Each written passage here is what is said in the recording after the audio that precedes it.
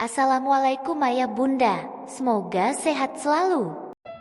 Joe duduk di meja yang berdekatan dengan Alexi.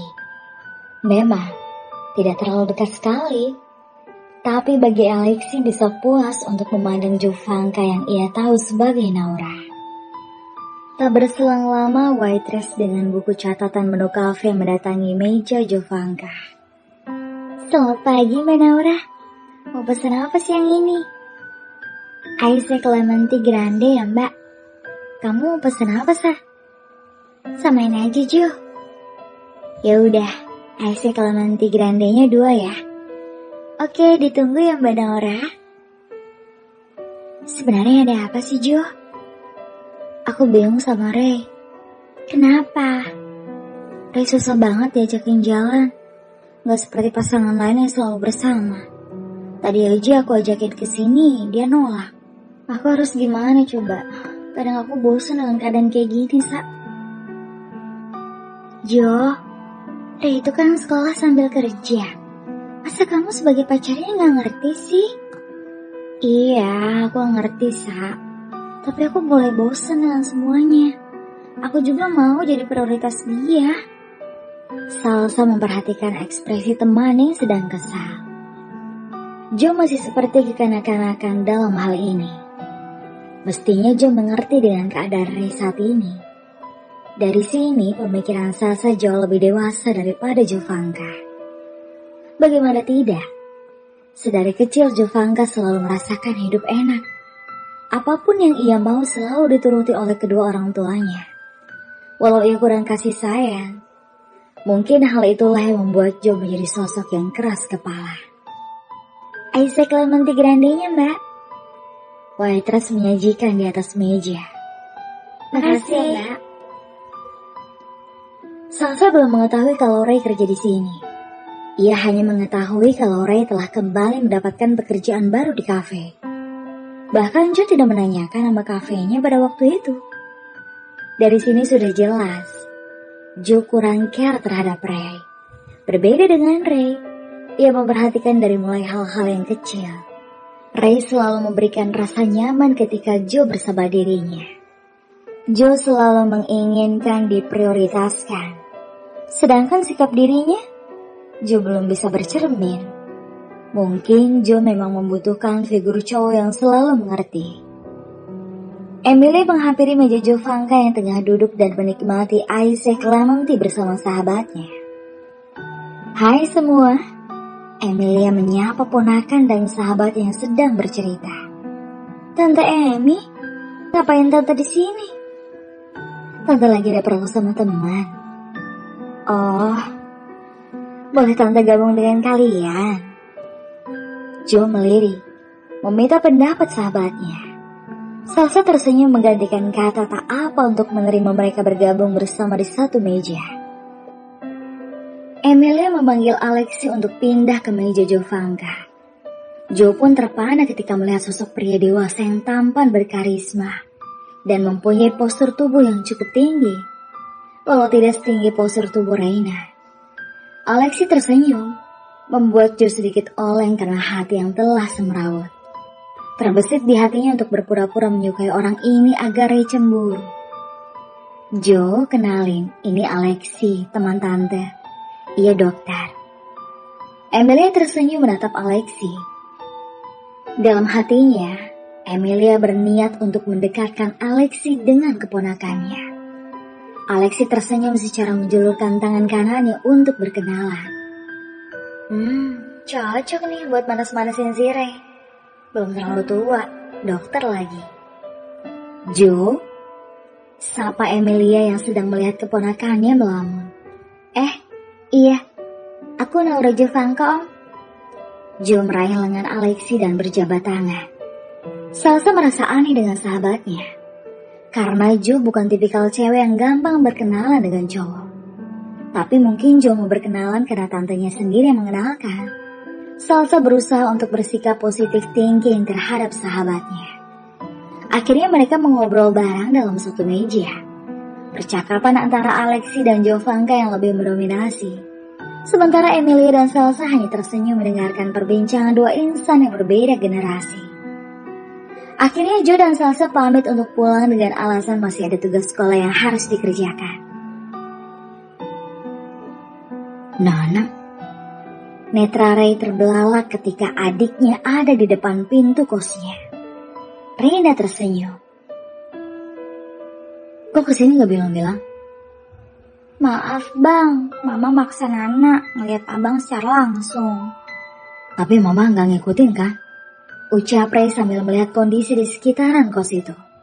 Reina menggelengkan kepala. Aman bang. Reina mengangkat satu jempol tangannya. Tapi nak, abang mesti gawe. Ya udah, Nana antar. Nana ajak Kak Vicky juga ya. Nanti Nana nyasar lagi baliknya kalau nggak ada teman. Modus. Ray ngeloyor pergi. Abang, mau kemana? Nana ikut. Sahut Reina sambil mengekor dari belakang. Kaki Ray terhenti mendengar ada langkah kaki lain yang mengikuti. Kamu mau ikut abang mandi? Ih, mandi. Nana kira abang mau gawe. Bukan, abang belum mandi. Yaudah sana, ajak Vicky. Kamu tahu kan kamarnya di mana? Reina mengangguk dan meloyor pergi keluar dari kos Reina. Ray mengambil baju dalam kamar yang ia tumpuk. Karena sampai detik ini ia belum bisa membeli perabotan rumah tangga. Ia baru mampu membeli magicom untuk memasak nasi. Semua tampak sama seperti awal Ray memasuki kos itu. Ray bergegas mandi dan berganti pakaian untuk kembali bekerja. Di perjalanan, Ray membawa mobil merah itu. Ray berpapasan dengan mobil yang dikendarai oleh Jovanka ketika mobil yang ia kendarai memasuki area kafe. Namun Joe tidak mengetahui kalau yang ada di dalam mobil itu ternyata kekasihnya. Ray sengaja tidak langsung keluar dari dalam mobil untuk menghindari Jovanka. Ia tidak ingin ada kesalahpahaman lagi antara Joe, dirinya, dan Nana yang tak lain adalah adik kembarnya. Ray belum bisa memberitahu tentang Rina yang tak lain adik kembarnya sendiri.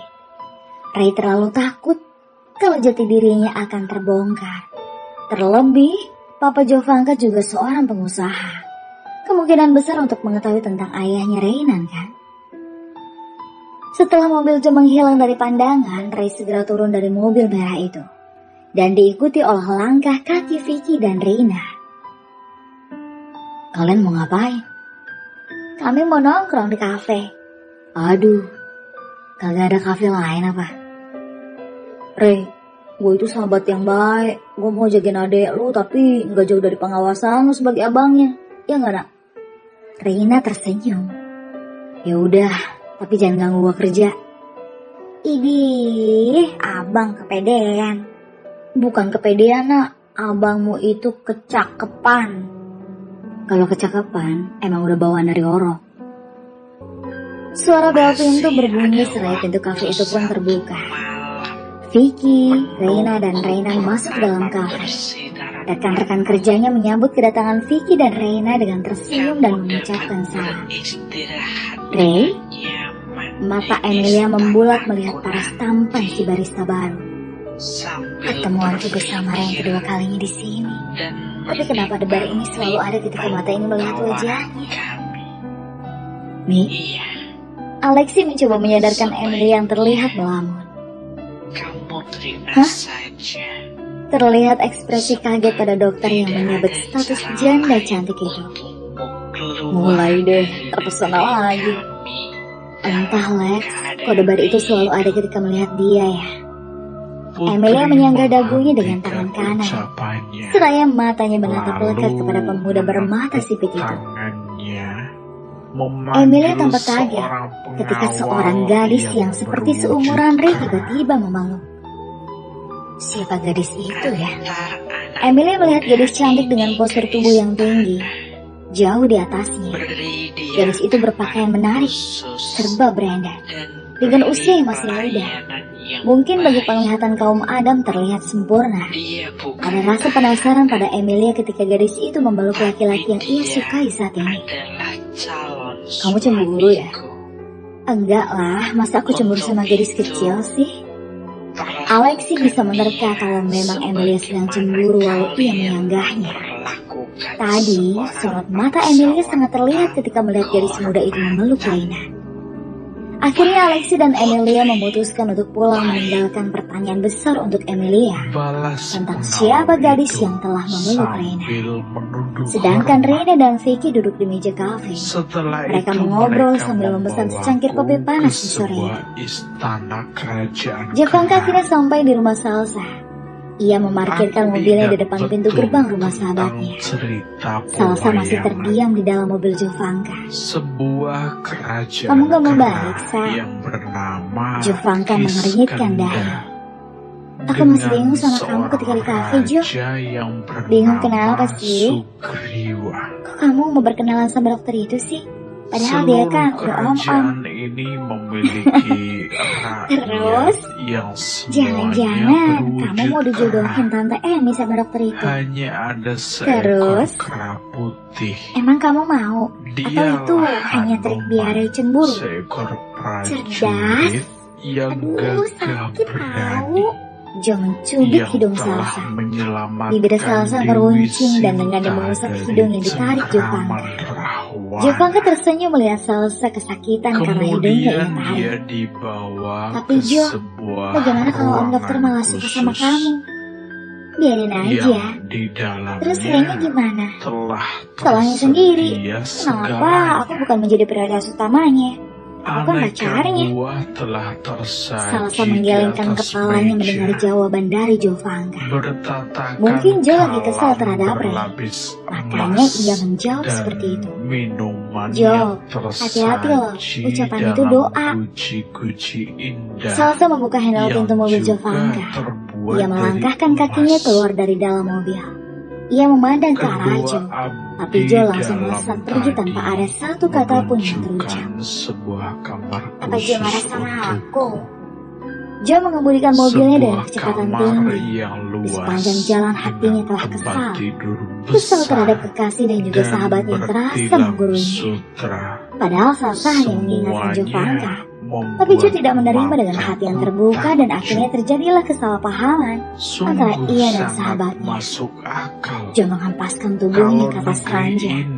Setelah memandangi langit-langit di kamar, angannya melayang, membayangkan ucapan Salsa sore tadi. harta yang berlimpah ruah Sementara di kafe, dan Ray sibuk dengan mungkin pekerjaannya tidak sebagai akan barista. pernah Sedangkan ada Vicky dan Reina habisnya. tengah asik berbincang. Meskipun Ternyata banyak tanpa sepengetahuan yang Ray, meminta Nana sering melakukan chat pesugihan dengan di Vicky. tempat ini. Kedekatan mereka pun terjalin. Hingga di malam itu Vicky Seumur berani hidup, mengungkapkan aku rasa baru sayangnya terhadap pertama Nana. kali Yang tak melihat lain adalah adik kembar dari Ray gemerlap sahabatnya. emas dan intan Nak. berlian. Ya, wajah Namun Nana selera mendongak. makanku Netra Nana memandang hilang lekat sama laki-laki yang berada di sekali. hadapannya. Hasratku Mata sipitnya telah meluluhkan untuk Vicky yang biasanya menyentuh bersikap buah konyol menjadi seorang dan yang romantis. bermacam Baru jenis kali ini minuman kakak menyukai pun seseorang.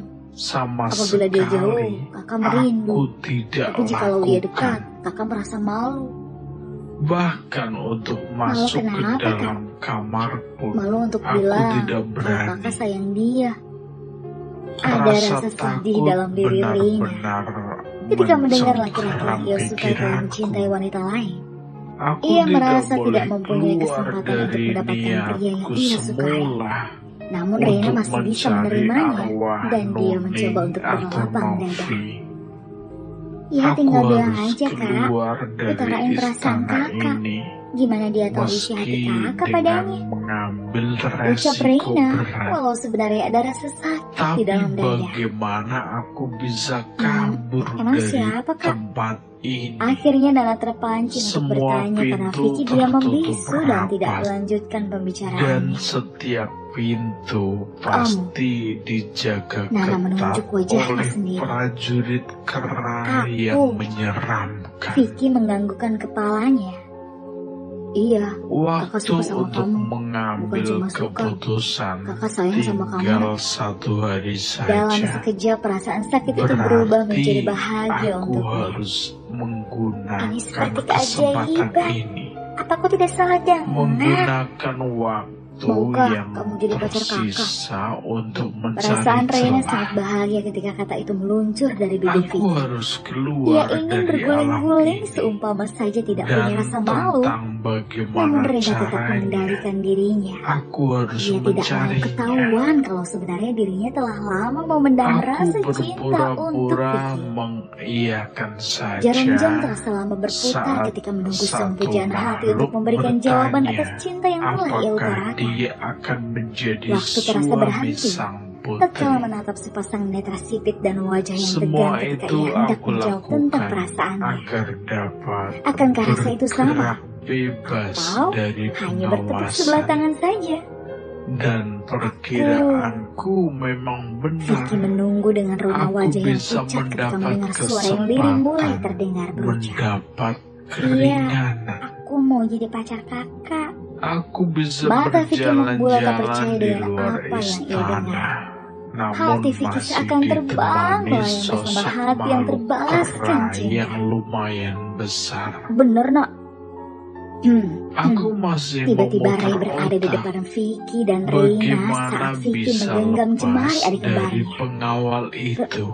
Ray Wah, tersenyum dan ngeloyor pergi setelah ternyata menyaksikan rona pasar wajah ini kesal pada keduanya. cukup ramai juga Rasanya ya. sudah mereka berpacaran pada malam itu. Pelayanan Walau sempat ada gangguan wanitanya kecil pun dari Ray yang tak lain ramah-ramah. adalah kakak kembar Nana. Kamu lihat, Emilia akhirnya menemui Randy. Kakak kandungnya yang tak lain adalah papa dari Jovanka. Kebetulan Emi masuk shift malam. Jadi pagi-pagi ia bisa menemui Randy di kantornya. Masuk, terdengar suara Randy nyaring dari dalam ruangan itu. Ia masuk ke ruangan yang cukup besar untuk sebuah ruang kerja. Emilia duduk di depan Randy. Ada apa, Emi? Tumben, kamu mau datang ke kantor, Mas? Tanya Randy, matanya masih sibuk ke arah laptop. Emi mau ada perlu, Mas. Masalah apa? Bukan masalah sih, Mas, tapi soal Jovanka. Kenapa dengan Jovanka?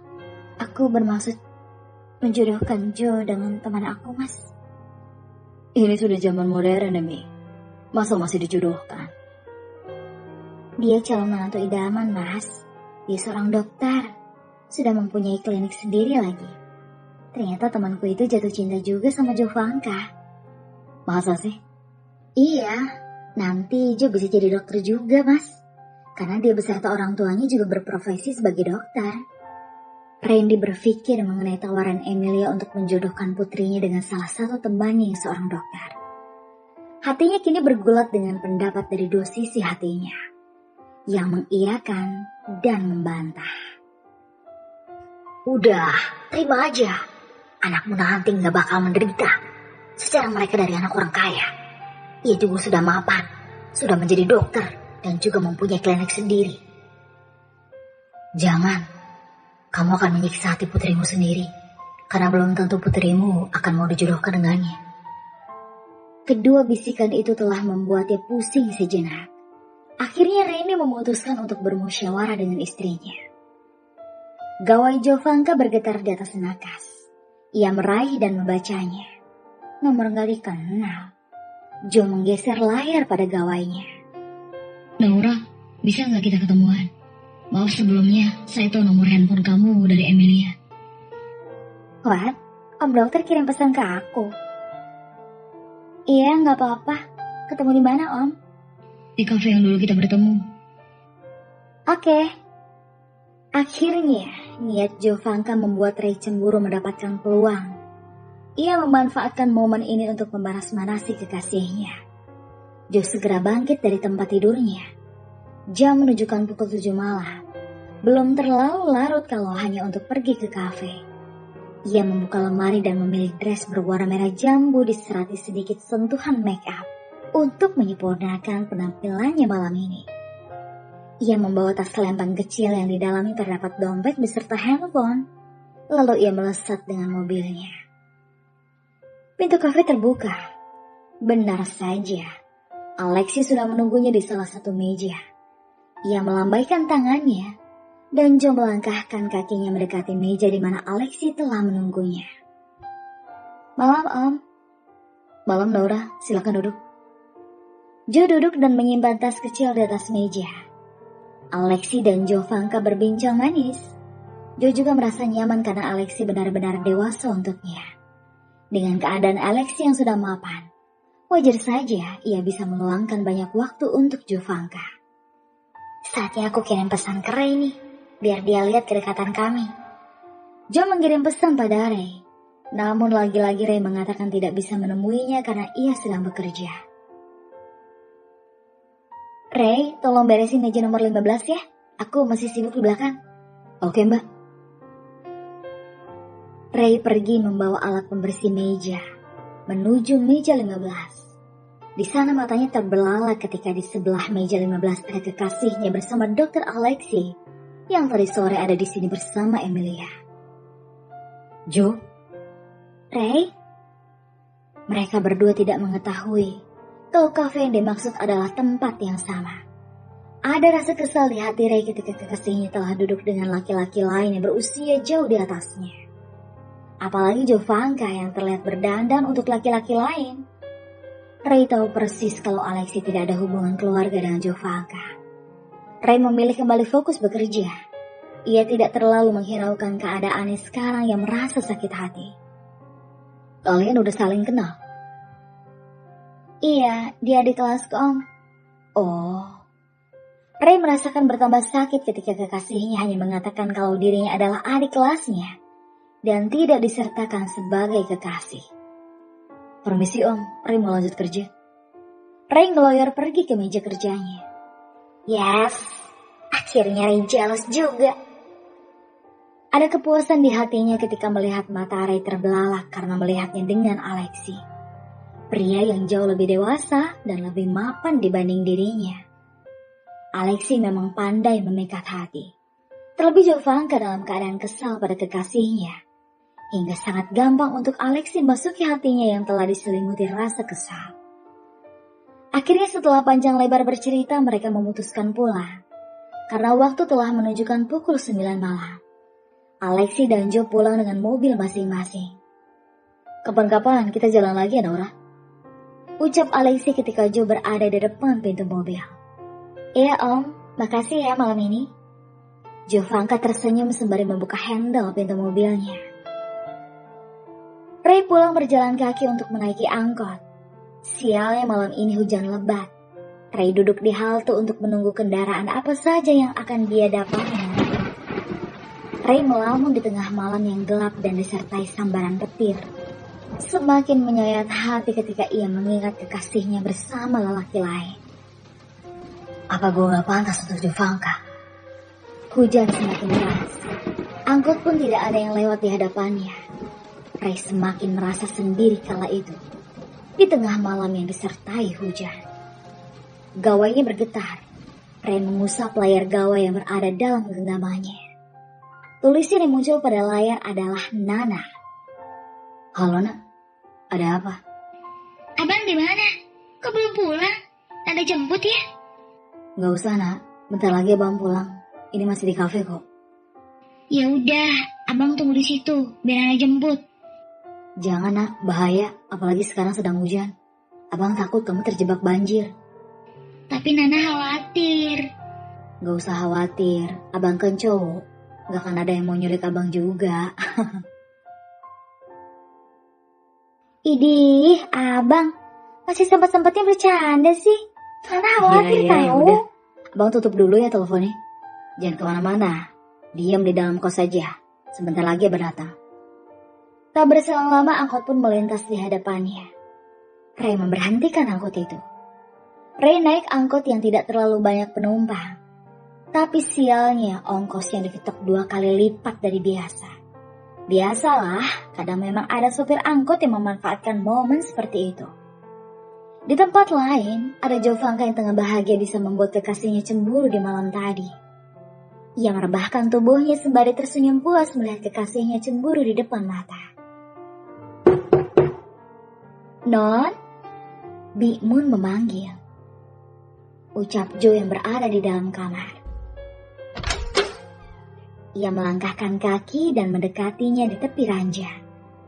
Non, dipanggil Tuan. Ada apa? Nggak tahu, Bibi cuma disuruh panggil Non. Tuan menunggu di ruang kerja ya. Papa manggil aku. Ada apa ya? Bersambung.